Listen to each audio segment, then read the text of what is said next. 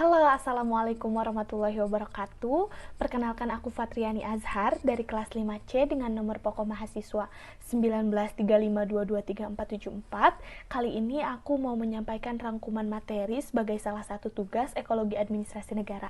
Yuk langsung simak videonya.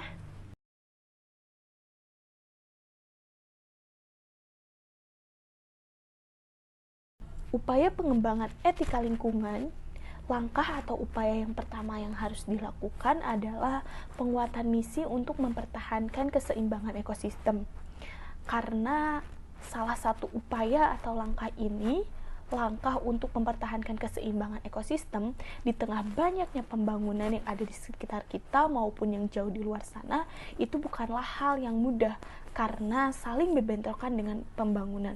Oleh karena itu, hanya dengan sosialisasi atau penyuluhan-penyuluhan tentang cara mempertahankan ekosistem itu tidaklah mudah. Jadi harus melakukan seperti membuat kebijakan-kebijakan atau peraturan-peraturan mengenai penjagaan terhadap keseimbangan ekosistem, dan kebijakan dan juga peraturan itu dibuat dengan landasan yang kuat dan juga memaksa dalam pelaksanaannya agar setiap manusia dapat mematuhi aturan dan kebijakan tersebut dan juga semuanya agar keseimbangan ekosistem tetap terjaga dan pengembangan etika lingkungan juga dapat dikembangkan dengan mudah.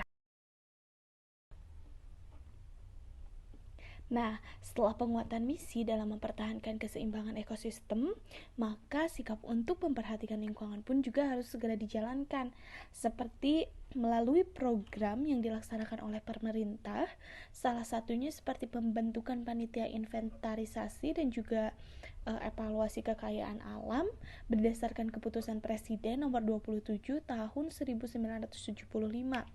Nah, salah satu tugas panitia itu adalah menelaah pola permintaan dan juga persediaan serta perkembangan teknologi agar setelah dilakukan penelaahan dan juga penelitian terhadap aspek tersebut, hasil dari penelitian tersebut dapat dijadikan sebagai dasar pembentuk kebijaksanaan, pemanfaatan, serta pengamanannya sebagai salah satu sumber daya pembangunan. Selanjutnya yaitu pemantapan kesadaran masyarakat dalam pengelolaan lingkungan hidup. Setelah langkah 2 tadi yang dilaksanakan, lalu setelah itu harus dimantapkan kesadaran masyarakatnya dalam pengelolaan lingkungan hidup. Percuma jika kebijakan-kebijakannya atau peraturan-peraturannya yang dikeluarkan bagus, tetapi kesadaran masyarakat dalam pengelolaan lingkungan hidup belum terus mencapai tahap yang baik, sehingga segala kebijakan atau segala program pelaksanaan dari pemerintah tersebut harus terus diperbaiki tanpa adanya kesadaran dari masyarakat itu sendiri. Nah, yang selanjutnya adalah kebijakan berwawasan lingkungan. Kebijakan berwawasan lingkungan ini melihat bagaimana manusia memperlakukan terhadap lingkungan atau terhadap alam. Berkaitan dengan alam, manusia itu mempunyai tugas dan tanggung jawabnya sendiri. Manusia itu dibekali oleh akal untuk menguasai dan juga mengatur keseluruhan ekosistem. Namun, kita bisa lihat pada kenyataannya tidak semua manusia dapat menguasai dan juga memanfaatkan alam dengan baik.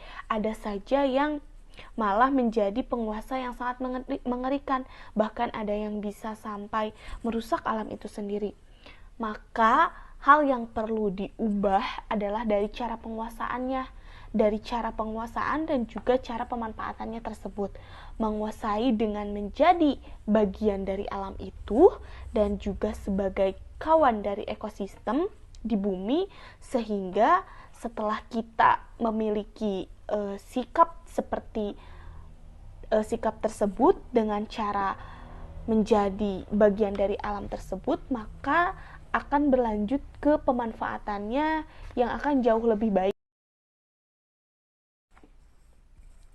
Nah, yang terakhir, upaya dalam pengembangan etika lingkungan itu adalah membangun etika lingkungan baru. Setelah keempat langkah sebelumnya dijalankan, maka yang terakhir adalah harus membangun etika lingkungan yang baru. Namun ada beberapa rumusan yang menjadi sikap dan juga tanggung jawab manusia terhadap lingkungan.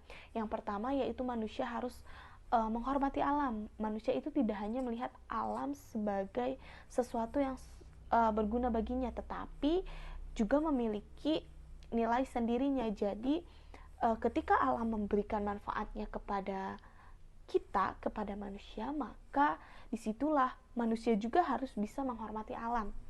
Kemudian yang kedua, manusia harus menanamkan kesadaran akan tanggung jawabnya, khususnya terhadap lingkungan di sekitarnya dulu. Misalnya di lingkungan terhadap lingkungan di sekitar kita. Lingkungan kita itu harus bersih, harus bisa dijaga, harus sehat, dan juga harus alamiah. Yang ketiga yaitu manusia harus bertanggung jawab terhadap kelestariannya. Jadi ketika alamnya sudah banyak bermanfaat bagi manusia, maka cara yang harus dilakukan yaitu menjaga kelestariannya. Ketika kita menjaga kelestarian alam tersebut, maka alam tersebut akan terus bermanfaat sampai generasi-generasi yang akan datang. Kemudian di dalam etika lingkungan baru itu harus memuat larangan keras untuk merusak, mengotori, dan juga meracuni, mematikan, menghabiskan, menyia-nyiakan, dan melumpuhkan alam. Baik itu melumpuhkan secara sebagian atau keseluruhan, itu di dalam lingkungan baru, di dalam etika lingkungan baru jelas sangat dilarang.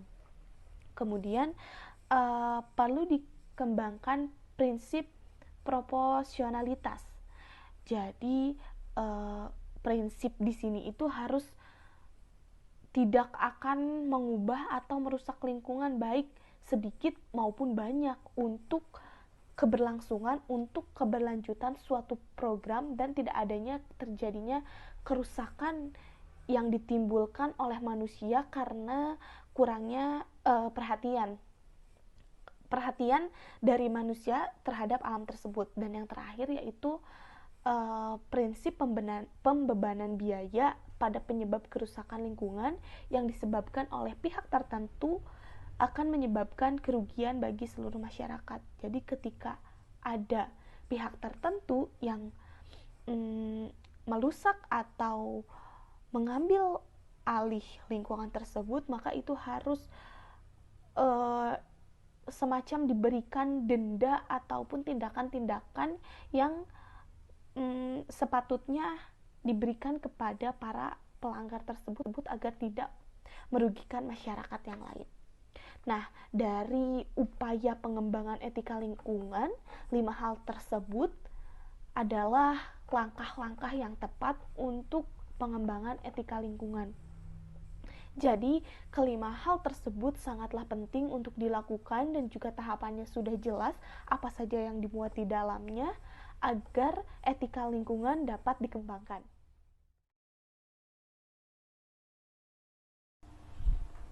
Nah, setelah dilakukan upaya untuk mengembangkan etika lingkungan, kemudian ada poin untuk mewujudkan pembangunan yang berwawasan lingkungan. Berbicara masalah lingkungan ini sangat erat kaitannya dengan sistem.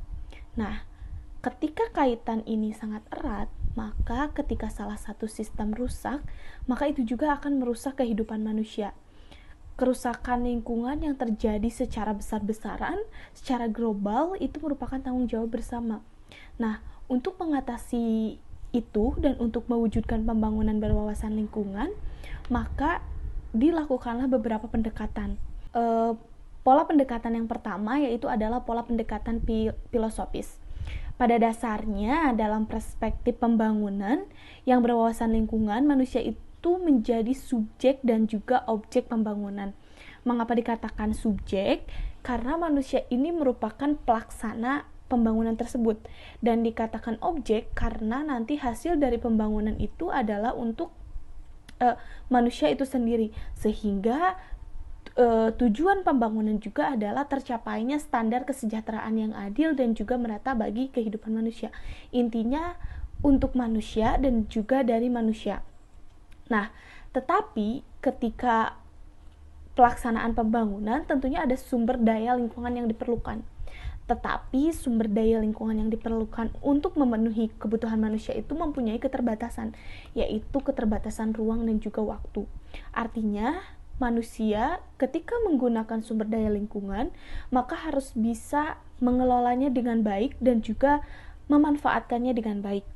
Pemanfaatan sumber daya alam tidak dimaksudkan untuk menguras habis semua kekayaan yang terkandung di alam, tetapi pada terwujudnya tata pengelolaan kesadaran sumber daya alam untuk mendukung kesejahteraan manusia.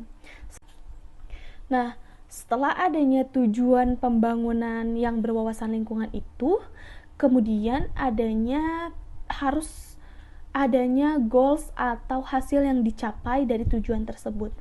Ketika terbentuknya pola perilaku manusia yang terinspirasi dan juga berwawasan lingkungan, nah itulah merupakan tujuan atau merupakan goals dari psikologi lingkungan.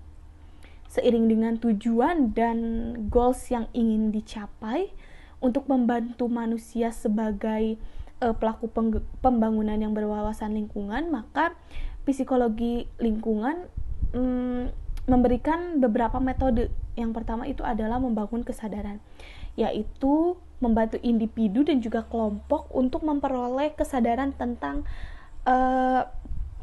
lingkungan dan pemahaman dasar mengenai masalah-masalah yang berhubungan dengan lingkungan. Yang kedua adalah transfer pengetahuan, yaitu membantu untuk memperoleh informasi-informasi atau pengalaman tentang lingkungan dan juga pemahaman dasar mengenai masalah-masalah yang berhubungan. Yang ketiga itu adalah pengembangan sikap.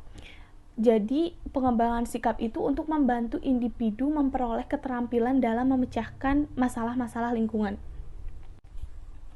Kemudian ada pemberian keterampilan, itu untuk membantu individu mengembangkan keterampilan dalam pemecahan masalah yang telah ditemukan.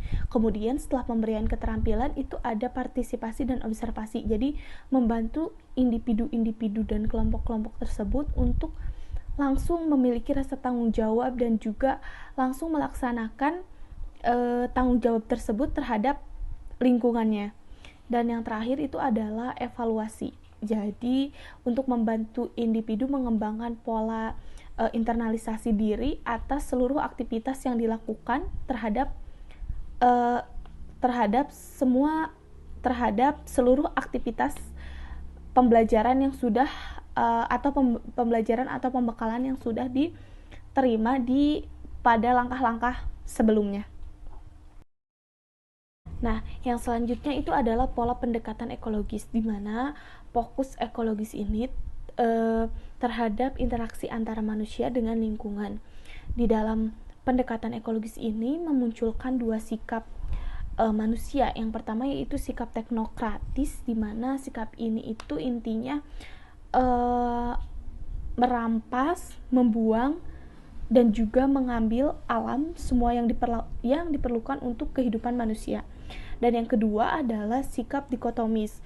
Sikap dikotomis ini memunculkan perilaku yang tidak peduli terhadap lingkungan, bahwa lingkungan itu adalah tempat dan juga sumber daya, sehingga beberapa pokok persoalan manusia melihat lingkungan itu yang pertama adalah cara manusia melihat lingkungan itu mempunyai dasar kepentingan. Kepentingannya bisa negatif ataupun bisa positif, bisa kepentingan individu ataupun kepentingan kelompok. Yang kedua yaitu cara memanfaatkan lingkungan. Sama seperti yang tadi, apakah lingkungan itu hanya dimanfaatkan tanpa diberikan hal-hal yang atau pengelolaan yang baik, ataupun hanya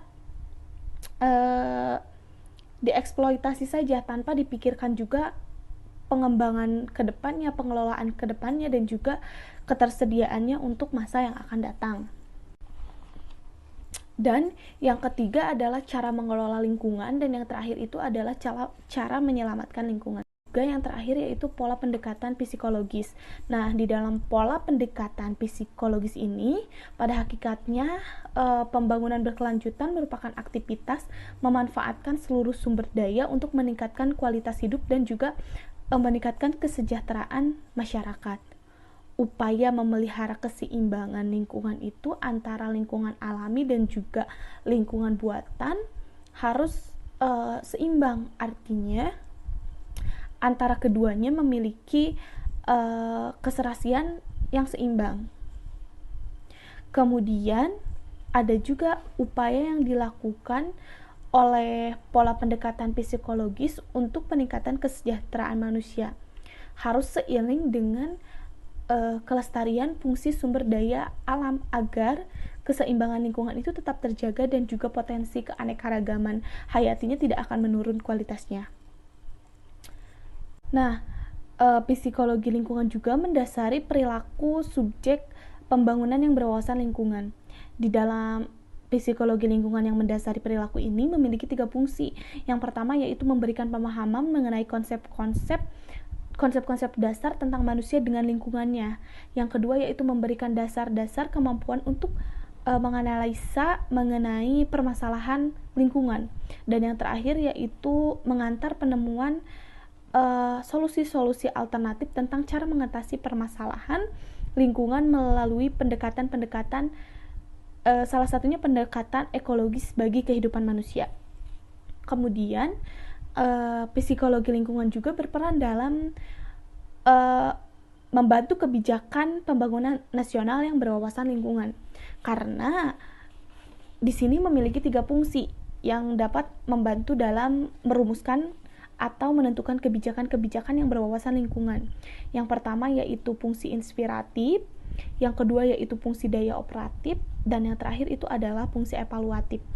Yang pertama itu fungsi inspiratif, dimaksudkan bahwa psikologi lingkungan itu digunakan sebagai dasar petunjuk, pemahaman, dan juga analisis kritis dalam menentukan kebijakan pembangunan yang berwawasan lingkungan. Jadi dalam fungsi ini itu membantu untuk menunjukkan, membantu memahami, menunjukkan, menganalisa bahwa mana saja sih kebijakan yang harus dilaksanakan. Nah, yang kedua adalah fungsi daya operatif. Fungsi ini berperan untuk mengobservasi, meneliti, dan juga menguji kebenaran, serta mengamati sejauh mana sih pelaksanaan kebijakan pembangunan itu berdampak pada pola perilaku dan juga gejala yang muncul akibat pelaksanaan kebijakan. Dan yang terakhir itu adalah fungsi evaluatif. Fungsi utamanya adalah menyediakan informasi yang berguna bagi pihak pembuat keputusan yang berguna untuk menentukan kebijakan yang akan diambil berdasarkan evaluasi. Nah, mungkin sekian materi yang dapat disampaikan mengenai rangkuman pada mata kuliah Ekologi Administrasi Negara. Mohon maaf apabila terjadi banyak kekurangan dan juga kesalahan dalam segi penyampaian ataupun kata-kata. Semoga kedepannya bisa menjadikan pelajaran dan juga materinya dapat berguna bagi semuanya.